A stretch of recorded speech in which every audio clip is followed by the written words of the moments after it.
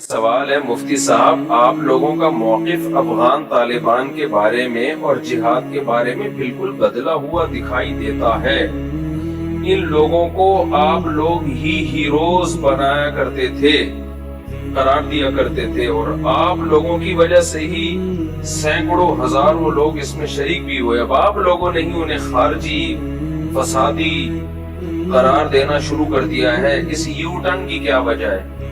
جن لوگوں کو ہیرو قرار دیا تھا ان کو آج بھی ہیرو قرار دیتے ہیں ہم۔ افغان طالبان جنہوں نے افغانستان میں ایک اسلامی حکومت قائم کی، ان کو خارجی نہیں کہتے۔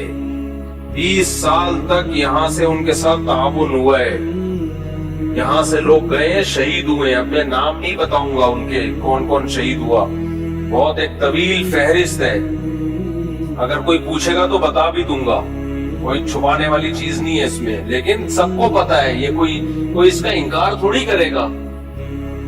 تو اور ان میں مفتی عبدالرحیم صاحب کے سگے بھائی 2 شہید ہوئے ہیں۔ ابھی کیا میں ڈیٹیل میں جاؤں گا تو پھر باتیں بہت، کیونکہ ابھی میڈیا پہ ہر کچھ کھل کے بیان نہیں کیا جا سکتا۔ تو بات یہ، افغانستان میں کوئی ایک ریاست نہیں تھی مضبوط، ٹکڑوں میں بٹا ہوا تھا۔ تو وہاں ملا عمر نے کوشش کی کہ سب کو ایک بادشاہ پہ، ایک خلیفہ پہ جمع کیا جائے۔ تو انہوں نے تحریک شروع کی، کیونکہ کوئی ایک اسٹیٹ تھی نہیں۔ اس تحریک کی سب سے پہلے پاکستان میں اور سب سے زیادہ حمایت حضرت مفتی عبدالرحیم صاحب نے کی تھی، جب کوئی بھی حمایت نہیں کر رہا تھا۔ اکیلے وہ کھڑے ہوئے اور جان سے بھی قربانی دی، مال کی بھی قربانی دی، اور پورے افغانستان میں، پورے نہیں تو اکثر حصے میں ملا عمر کی حکومت قائم ہوئی۔ ملا عمر بہت ہی نچور آدمی تھے، وہ پاکستان سے دوستی کے خواہاں تھے، وہ پاکستان آرمی کی عزت کیا کرتے تھے، ان سے پاکستان آرمی کے فوجی جا کے ملتے تھے، ان کو عزت دیا کرتے تھے۔ وہ کہا کرتے تھے کہ پاکستانی ہمارے بھائی ہیں، ہر مشکل میں انہوں نے ہمارا ہمیشہ ساتھ دیا ہے۔ یہ وہ چیزیں جو مشاہدے کی ہیں، تو یہ سنی سنائی باتیں نہیں ہیں۔ بہت عزت، بہت ریسپیکٹ دیا کرتے تھے وہ۔ پھر کیا ہوا؟ بہت سے لوگوں نے افغانستان کو دوسرے ملکوں کے خلاف استعمال کرنا شروع کر دیا۔ ملا عمر اس کے بھی خلاف تھے۔ مفتی عبدالرحیم صاحب جا کے ملا عمر کو سمجھاتے تھے کہ آپ کی سرزمین بہت سارے ملکوں کے خلاف استعمال ہو رہی ہے، جس سے نقصان آپ کو ہوگا، یہ بین الاقوامی طاقتیں افغانستان کو تباہ و برباد کر دیں گی۔ ملا عمر بھی چاہتے تھے ہمارا ملک دوسرے ملکوں کے خلاف یوز نہ ہو، اور اس میں حضرت مفتی عبدالرحیم صاحب کا بہت بڑا کردار ہے۔ وہ سمجھاتے تھے کہ یہ ایک اسلامی حکومت قائم ہوئی ہے، اس کو بچانا ہے ہماری ذمہ داری، ہم نے خون دیا اس کے لیے، مال تو اتنا قربان کیا ہے، آپ کی سوچ ہوگی۔ جو جامعۃ الرشید کے لیے اتنے کروڑوں روپے لے کر آتا تھا، مفتی عبدالرحیم صاحب کہتے تھے مدرسے کو چھوڑو، وہاں جا کے تو ان کو ضرورت ہے۔ پوری زندگی کھپا دی، لیکن ہوا کیا؟ افغانستان کی سرزمین استعمال ہوئی دوسرے ملکوں کے خلاف، پوری دنیا نے چڑھ کے افغانستان کی ایسی کی تیسی کی۔ جنرل مشرف نے بھی 100% غلط کیا۔ اس وقت بھی مفتی عبدالرحیم صاحب کہہ رہے تھے پاکستان کو نہیں اجازت اس کی کہ وہ اپنی سرزمین کسی اور ملک کے خلاف استعمال کرنے دے، لیکن جنرل مشرف ایک اکیلا آدمی تھا، اس کی پالیسی تھی جو 100% غلط تھی۔ یہاں سے جہاز گئے، انہوں نے وہاں کی حکومت کو ختم کر دیا، تو ان کے دل میں ایک نفرت پیدا ہوئی پاکستان کے خلاف، لیکن اس کی تلافی خود پاکستان نے ہی کی۔ 20 سال بھرپور ساتھ دیا، پھر ان کا بہت فل سپورٹ کیا، ان کے زخمیوں کا علاج یہاں ہوتا تھا۔ جو وہاں غریب آتے تھے افغانی، ملک میں بدحالی ہے، ہجرت کے لیے آ رہے ہیں، پاکستان نے اپنا سینہ بازو ایسے کیا، آ جاؤ ہم تمہیں ٹھکانہ دیں گے۔ ان کا علاج بھی کیا، ان کو ٹھکانہ بھی دیا، ان کے مہاجرین کو پناہ بھی دی، بہت کچھ کیا پاکستان نے۔ تبھی بہت اچھے تعلقات، جب تک ملا عمر زندہ تھے پاکستان کے خلاف ایک بیان ان کا کبھی بھی نہیں آیا، ایک بیان نہیں آیا۔ بلکہ اخبار میں نے خود ان کا بیان پڑھا. انہوں نے کہا کہ ہم تمام اسلامی ملکوں سے اپیل کرتے ہیں کہ ہماری مدد کریں. ان کی رائے یہ تھی کہ ہم تمام اسلامی ملکوں سے دوستی کے قائل ہیں, ہم ان سے دشمنی کے قائل نہیں ہیں. ہم نے افغانستان کا مسئلہ حل کرنا ہے تاکہ افغانستان میں جنگ ختم ہو, ایک مضبوط اسلامی ریاست قائم ہو. ان کا یہ ارادہ نہیں تھا پوری دنیا میں اٹھ کے خلافت قائم کریں گے. نہ وہ کہہ رہے تھے افغانستان نے بہت لاشیں دیکھ لی ہیں, بہت موتیں دیکھ لی ہیں, ہم نے افغانستان میں ایک اسٹیٹ قائم کر کے اور اسلامی اسٹیٹ قائم کر کے امن قائم کرنا ہے. ان کا اخبار میں بیان کوئی پرانا نکالے, آج بھی موجود ہے کہ پاکستان اور تمام اسلامی ملکوں کی افواج کو انہوں نے ایک اچھے لفظوں میں یاد کی ہے, صرف پاکستان کو نہیں ہر ملک کو. ان کا کوئی پھٹا نہیں تھا. پھر ملا عمر کی وفات ہوئی, اس کے بعد ملا اختر منصور آئے. وہ بھی پاکستان سے بہت اچھے تعلقات کے خواہاں تھے, پاکستان آنا جانا ہوتا تھا ان کا. علماء, سارے علماء ان کے فیور میں تھے, اب تک ہے. پھر ملا ہیبت اللہ ہیں ابھی, ان کے بارے میں بھی ہمیں یہی اطلاعات دی گئی, یہ پاکستان کے اگینسٹ نہیں ہے. آج بھی افغانستان کے جو طالبان ہیں ان میں اکثریت پاکستان کے خلاف نہیں ہے اور پاکستان سے جنگ نہیں چاہتی. ہوا یہ کہ کچھ لوگ ایسے ہیں جو سپورٹ کر رہے ہیں ان لوگوں کو جو پاکستان آرمی پہ اٹیک کر رہے ہیں اور پاکستان پہ حملے کر رہے ہیں. تو پہلے علماء نے کوشش کی ہے سلو ہو جائے. جب سلو کی تمام کوششیں ناکام ہوئی ہیں پھر فوجی آپریشن شروع ہوا ہے. روز ڈیلی بنیادوں پر 10 فوجی شہید, 11 فوجی شہید, میجر شہید, لیفٹیننٹ کرنل, اتنے بڑے بڑے لیول کے آفیسر آپ کے ڈیلی شہید ہو رہے ہیں. اور یہ سارا کرتا دھرتا کہاں سے ہو رہا ہے؟ افغانستان سے. اب اگر مفتی عبدالرحیم صاحب کہہ رہے ہیں سب کچھ وہاں سے ہو رہا ہے, اس کا مطلب یہ نہیں ہے کہ وہ تحریک کو غلط قرار دے رہے ہیں یا افغانیوں کو غلط قرار دے رہے ہیں. ان چند لوگوں کو غلط قرار دے رہے ہیں جو ان خارجیوں کو سپورٹ کر رہے ہیں, جو کس سے لڑ رہے ہیں؟ پاکستان آرمی سے لڑے اور ہمارے ملک کا امن خراب کر رہے ہیں. مفتی عبدالرحیم صاحب کا کہنا یہ کہ آپ نے خلافت قائم کرنی ہے. ٹھیک ہے پاکستان سے غلطی ہوئی تھی, اڈے دیے تھے, غلطی ہوئی ہے, مان رہے ہیں بھائی, اور یہ ہماری غلطی تھوڑی ہے. تو فوج ایک مشرف کی غلطی ہے. اس وقت بھی فوج کے سب لوگ مشرف کی اس پالیسی کے حامی نہیں تھے. فوج میں بھی بہت کھلبلی بچھی ہوئی تھی, وہ نہیں حامی تھے.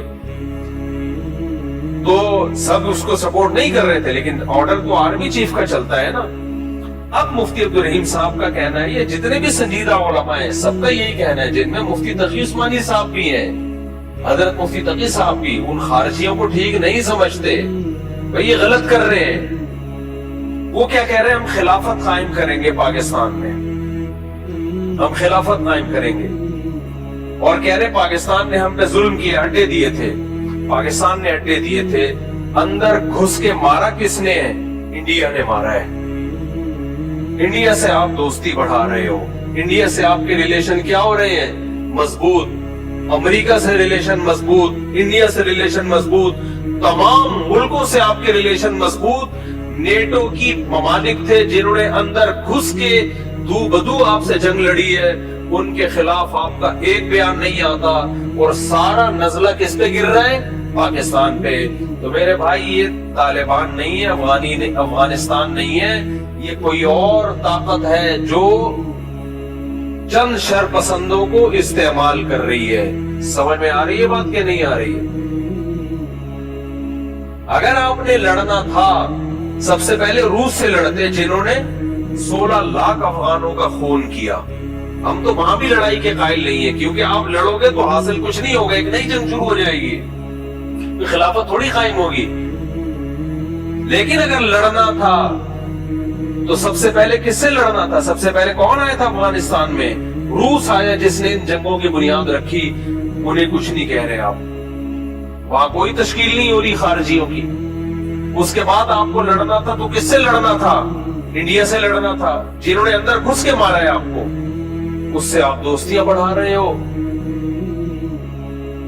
کسی کو کچھ نہیں کہہ رہے. سارا نزلہ ایک اکیلے برادر ملک جو آپ کا ہمیشہ بھائی رہا ہے, جس نے لاکھوں افغانوں کو سینے سے لگایا, ان کو نیشنلٹیاں دی, ان کا کچھ زیرو بزنس تھا اور آج کروڑوں روپے کما رہے ہیں. کسی ملک نے مہاجرین کی اتنی بڑی تعداد کو اتنا زبردست ٹھکانہ نہیں دیا جس طرح پاکستان نے افغانیوں کو ٹھکانہ دیا ہے.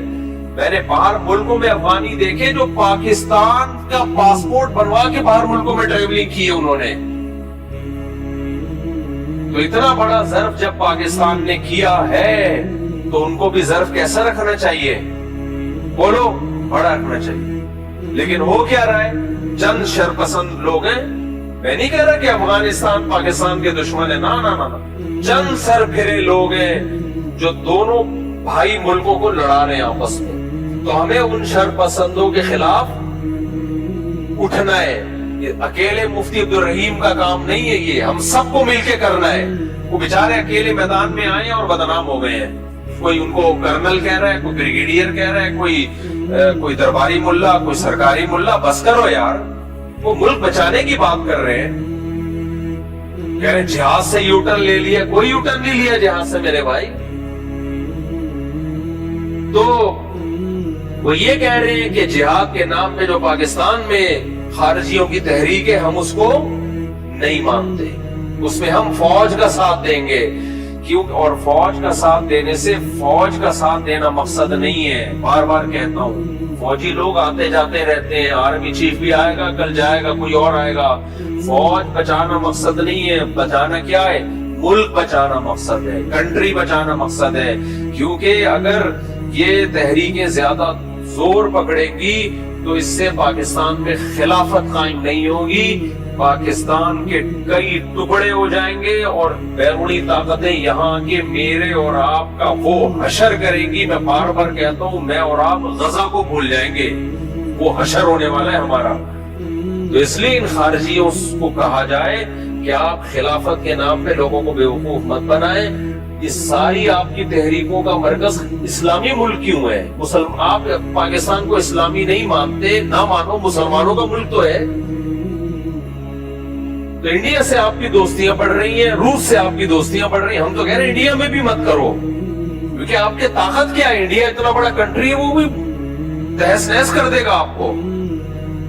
لیکن اگر کرنا ہے تو انڈیا نے تو اندر گھس کے مارا تھا آپ کو. لڑائی, انڈیا آرمی آئی تھی افغانستان میں, جہاں یہ نیٹو کی افواج کو شکست ہوئی ہے اس میں انڈیا کو بھی شکست ہوئی ہے, وہ بھی افغانستان سے بھاگا ہے.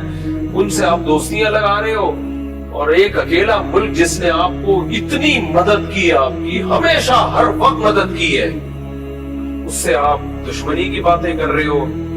تو افسوس ہوگا کہ نہیں ہوگا؟ تو ملا عمر پاکستان میں لڑائی کے قائل بھی نہیں تھے. ڈاکٹر اسرار احمد کا بھی وہ کلپ چلا دینا. ہمارے پاس تو اس پہ بہت سارے گواہ ہیں, لیکن لوگ گواہ کو مانتے کہاں ہیں. تو ڈاکٹر اسرار احمد کی بھی آخری وقت میں ملا عمر سے ملاقات ہوئی تھی, اور ڈاکٹر اسرار کو ملا عمر نے سختی سے منع کیا تھا کہ آپ جو خلافت کی تحریک پاکستان میں چلا رہے ہیں, کبھی بھی حکومت سے تصادم نہیں کرنا, لڑائی پہ نہیں آنا. اب میں آپ سے عرض کروں گا کہ ملا عمر صاحب کا مشورہ ہمیں کیا ہے. میں نے مسجد میں بھی جو ان سے ملاقات مختصر سی ہوئی اس میں پوچھا, انہوں نے کچھ باتیں کی. انہوں نے کہا کہ اپنے اپنے ملکوں میں اقامت دین کی جدوجہد بھرپور طریقے پر آپ شروع رکھیں اور جاری رکھیں. ظاہر بات ہے ہر ملک, یہ ملک جو ہے موجود ہے, یہ بالکل ایسے ہی ہے جیسے علامہ اقبال جو ہے امت مسلمہ کے سب سے بڑی حدی خواہ اور وحدت امت کے سب سے بڑے علمبردار, ایک وہ مسلم حرم کی پاسبانی کے لیے نیل کے ساحل سے لے کر طبقات کاشغر. اس لیے ان کا یہ مشورہ جو ہے اپنی جگہ بہت صائب ہے کہ اپنے اپنے ملکوں میں پوری قوت کے ساتھ, پوری خلوص اور اخلاص کے ساتھ اقامت دین کی جدوجہد کو جاری رکھیں. دوسرا مشورہ یہ کہ علماء کرام کی رہنمائی اور ان کی آشیرواد ضرور حاصل کریں. یہ ان کا ایک بہت ہی مخلصانہ مشورہ ہے, اور میں کچھ طے کر کے آیا ہوں انشاءاللہ تعالی کہ اس کی روشنی میں اگرچہ اس سے پہلے بھی میرا اپنا رجحان تو یہ رہا ہے لیکن اب میں ذرا زیادہ کوشش کروں گا انشاءاللہ تعالی ملا عمر صاحب کی اس نصیحت کے پیش نظر۔ تیسری بات انہوں نے بتائی ہے جس سے مجھے اندازہ ہوا کہ انہیں ملک کی حالات پاکستان کے جو ہے اس سے بھی خوب واقفیت ہے۔ انہوں نے کہا کہ حکومت سے تصادم کی کوئی روش اختیار نہیں ہے۔ حالات جو ہے بین الاقوامی پاکستان کے لیے جو معاملات ہیں تو یہ تصادم حتی الامکان اس سے بچنا چاہیے، یہ تیسرا ان کا مشورہ ہے۔ ملا عمر بہت نچوڑ آدمی تھے، وہ کبھی بھی اس کے قائل نہیں تھے، وہ افغانستان کو فوکس کیا ہوا تھا انہوں نے، کیونکہ افغانستان میں لڑائیاں کوئی ایک اس حکومت بنی نہیں رہی تھی نا، وہ چاہتے تھے کہ کوئی ایک اسٹیبل حکومت بنے افغانستان میں، کیونکہ دھڑے تھے، جس صوبے میں جاؤ گے وہاں کا نیا والی متولی تھا۔ ان کو پتا ہے آپ کہاں سے ہیں، کوئٹہ سے ہیں، افغانستان بھی ان کا آنا جانا ہے، ان کو پتا ہے۔ تو ان کو میں نے بھی نہیں بٹھایا ہوئے، یہ بھی ویسے ہی آگے بیٹھے ہوئے ہیں، لوگ کہتے ہیں خود ہی لاگے بٹھایا ہوئے، یہ تو میں تمہیں جانتا بھی نہیں ہوں۔ یہ سب کو پتا ہے کہ افغانستان میں کوئی ایک اسٹیٹ تھوڑی تھی، ہر جگہ کا ایک الگ متولی ہوا تھا، والی ہوتا تھا، بھتے بھی لے رہا ہوتا تھا، ایک ظلم کا بازار گرم کیا ہوا تھا۔ تو اگر وہاں بھی ایک مضبوط اسٹیٹ ہوتی جس کی پوری ملک پہ حکومت ہوتی تو وہاں کے علماء بھی اس کے خلاف خروج کو حرام ہی کہتے، وہ بھی ناجائز کہتے۔ اس لیے وہاں ایک حکومت نہیں تھی، ملا عمر افغانستان کو فوکس کیے ہوئے تھے اور وہ چاہتے تھے افغانستان میں امن آئے۔ وہ تو ایران سے لڑائی کے قائل نہیں تھے۔ مجھے وہ دن یاد ہے جب ایران نے جنگی مشقیں شروع کر دی تھی افغانستان کے بارڈر پہ، تو ملا عمر نے ایران کے جتنے قیدی تھے افغانستان میں جو لڑائی کے دوران پکڑے گئے تھے سب کو رہا کر دیا تھا۔ کیوں رہا کیا تھا؟ ہم جنگ نہیں چاہتے۔ بہت نچوڑ آدمی تھے وہ۔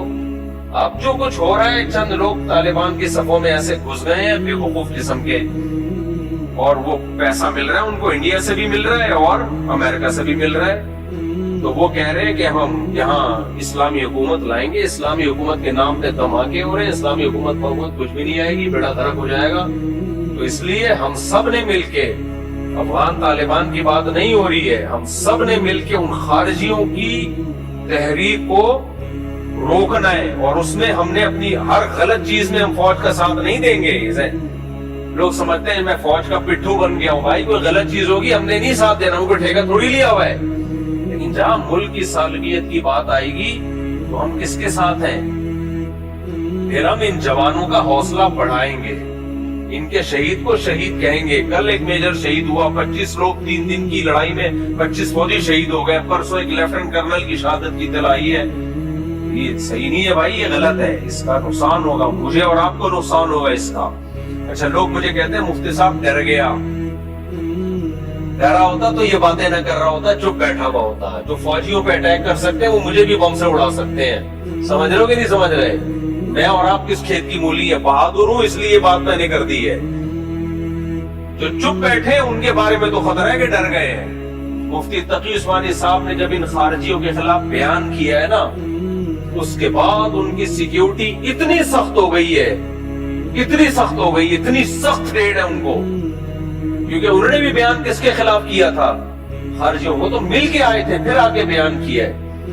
تو یہ نہیں ہے یہ سب پروپیگنڈا ہے، جہاز سے یوٹرن لے لیا اور وہ سب، یہ ایسا کچھ بھی نہیں ہے۔ ملا عمر کی بات الگ تھی، اور آج بھی جو اطلاعات ہیں وہ یہ کہ طالبان میں، افغان طالبان میں میجورٹی پاکستان سے محبت کرتی ہے، وہ نہ ایران سے لڑائی کے قائل ہے، نہ پاکستان سے، نہ انڈیا سے۔ کہتے ہیں ہم نے اپنے ملک کو ٹھیک کرنا ہے، اسلامی حکومت قائم کرنی ہے، اور کسی سے کوئی ہماری لڑائی نہیں ہے۔ کچھ لوگ ہیں جن کو باہر سے پیسے مل رہے ہیں، انہوں نے افغانستان کا بھی بیڑا غرق کیا ہوا ہے، پاکستان کا بھی، اور دونوں ملکوں کو آپس میں کیا کر رہے ہیں؟ لڑا رہے ہیں۔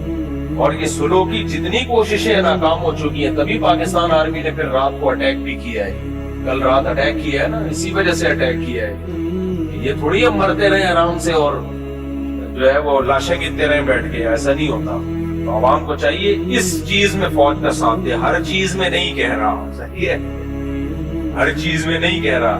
تمہارا کوئی سیاسی اختلاف ہے، کرو 100 دفعہ بھائی، کسی بھی چیز میں سیاسی اختلاف ہوتا ہے 100 دفعہ کرو، اس نے منع کیا ہے، لیکن جہاں جنگ کی بات آئے گی، جوانوں کی لاشیں ہوں گی، تو یہ بھی ہمارے ہی لوگ ہیں بھائی جو فوج میں جاتے ہیں، یہ بھی ہمارے ملک کے لوگ ہیں، مسلمان لوگ ہیں، مسلمان کوئی نہ بھی ہو انسان تو ہے نا۔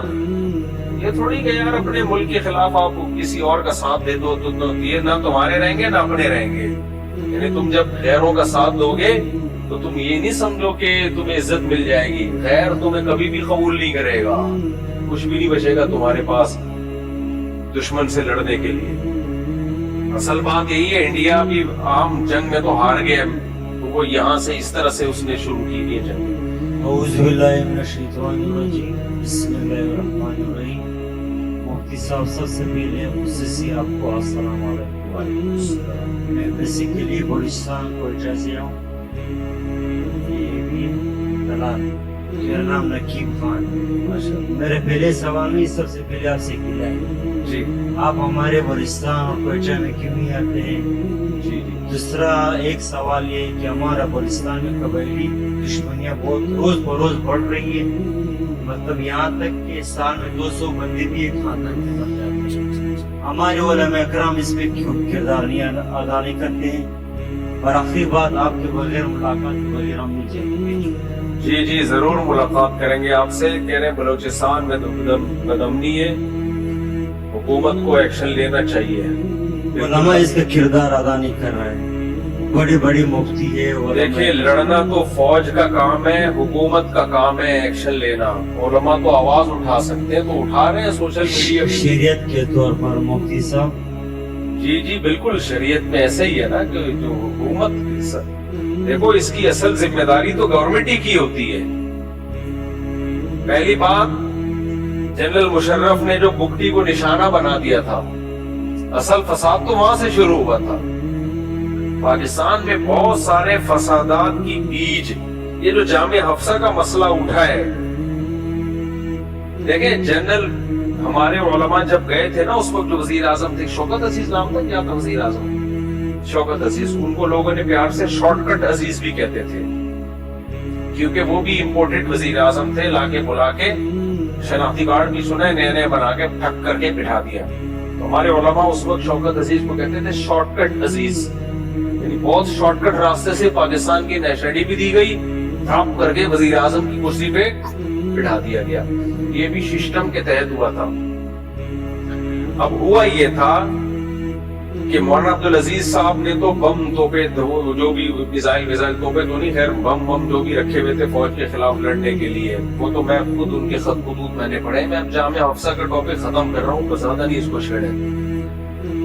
اب ہوا یہ تھا کہ یہ سب لوگ لے کے بیٹھے ہوئے تھے اندر، فدائی حملے کے لیے بچیاں بھی لے کے بیٹھے ہوئے تھے۔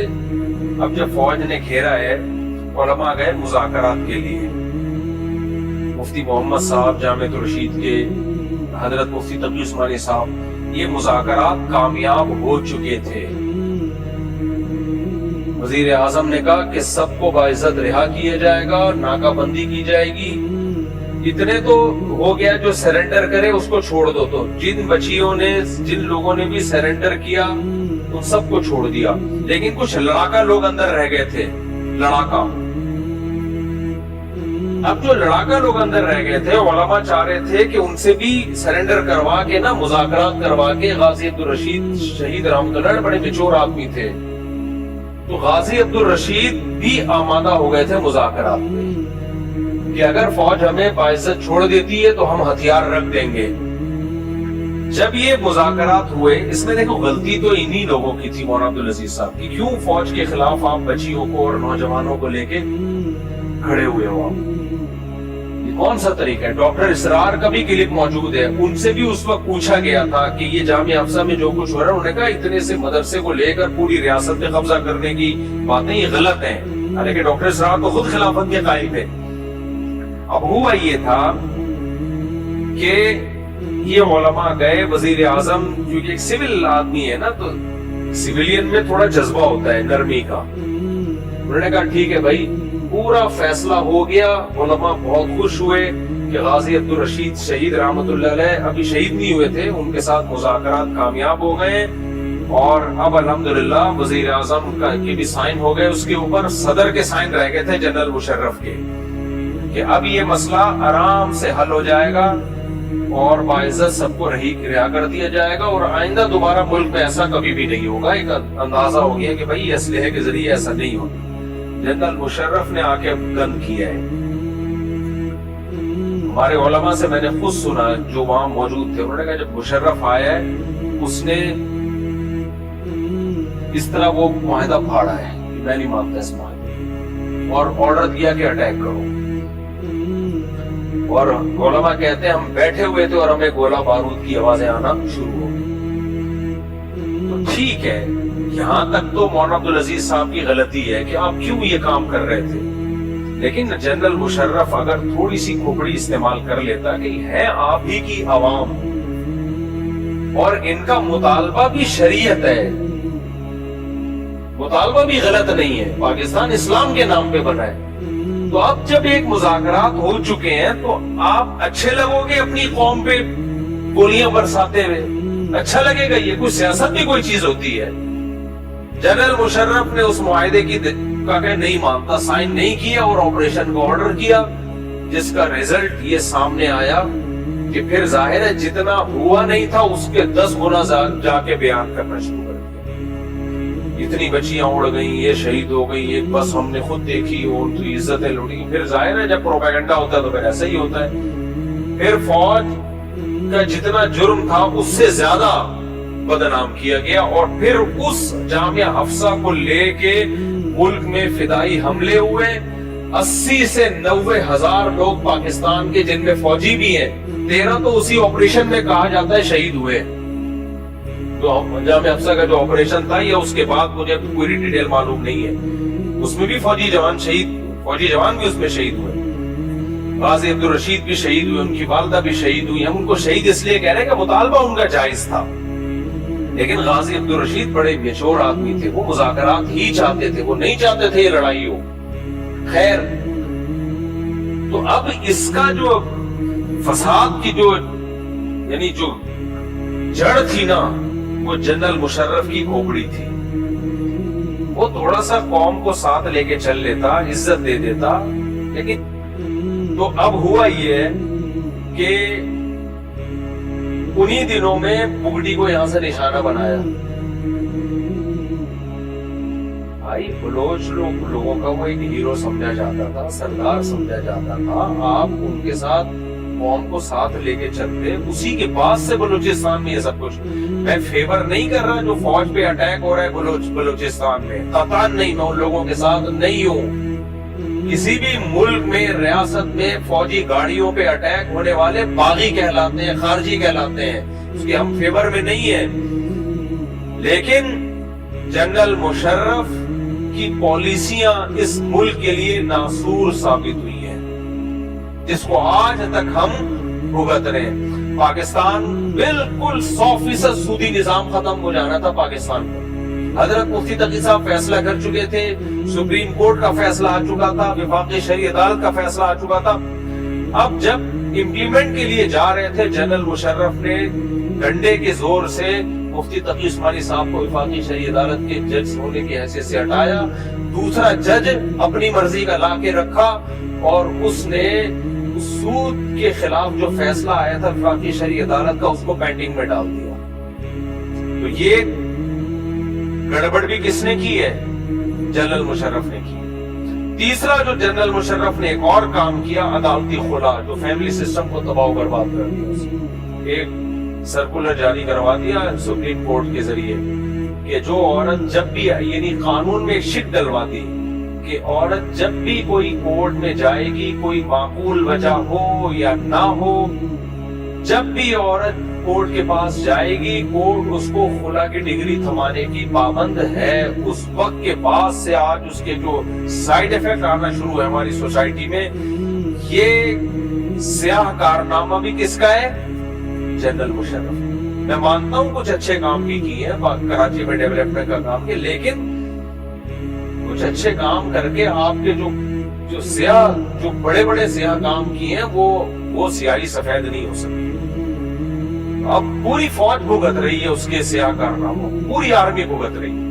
लोग इन आर्मी के जवानों को भी बुरा भला कह रहे, भाई इनको मत बुरा भला कहो यार, ये हमारे हीरोज हैं। तो ये भी एक वजह है जो हजरत आप जो वजह बनी है ना।